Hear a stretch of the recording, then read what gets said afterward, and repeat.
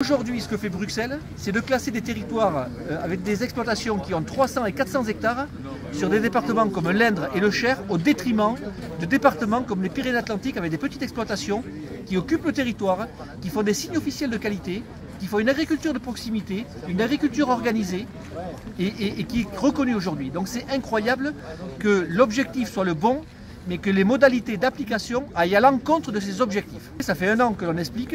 On essaie de trouver aujourd'hui les capacités à pouvoir contrer ces éléments-là. Nous y sommes plutôt bien arrivés jusqu'à présent. C'est-à-dire, dans le régime actuel, nous avons 121 communes classées en zone défavorisée. Avec le projet que présentait Bruxelles, nous en avions 0. Et avec le travail qu'on a mené depuis 1 an, nous avons aujourd'hui 154 communes. Donc nous avons gagné, on va dire, en nombre de communes, mais en matière de bénéficiaires, nous en avons moins qu'avant. Pourquoi ? Parce qu'il y a des communes nouvelles qui sont classées sur la côte basque où il y a moins d'agriculteurs et des communes de coteaux qui ont été déclassées. Donc notre objectif, c'est vraiment de reclasser ce qui doit l'être actuellement et les nouvelles communes qui doivent l'être aussi sur tous les coteaux du Béarn. On parle des zones, des coteaux entre les gaves qui partent de Gand en remontant sur la Seube, Monet en allant jusqu'à Salis. On parle des territoires de Thèse, des territoires d'Arzac, de Garlin. On parle des territoires de Montané, on parle de tous ces territoires-là qui méritent aujourd'hui le classement en zone défavorisée parce que l'enjeu économique et financier est considérable pour ces exploitations.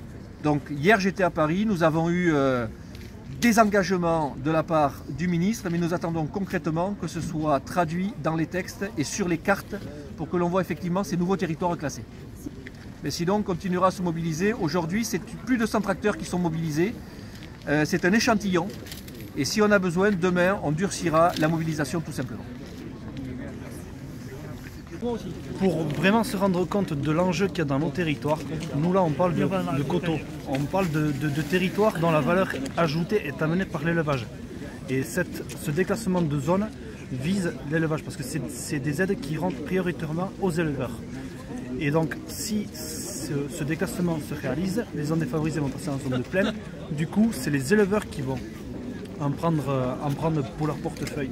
Et c'est ça qui est dramatique parce qu'on sait, on connaît notre territoire, notre typologie, comme l'a très bien dit Bernard, notre spécificité dans notre département, c'est la taille de nos exploitations. Ça, on veut le garder parce que ça, c'est des exploitations qui sont transmissibles. Malheureusement, nous, le revenu, on l'amène par l'élevage.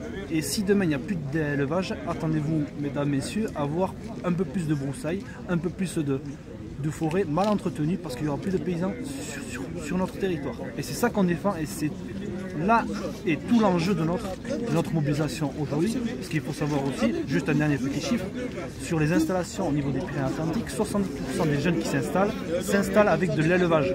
Donc le combat que l'on mène aujourd'hui, c'est bien sûr pour aujourd'hui, mais c'est surtout pour demain aussi. Donc c'est pour ça qu'on reste mobilisé, qu'on montre les dents, parce que c'est vraiment vital pour notre département et pour la caractéristique de notre typologie. C'est vraiment essentiel.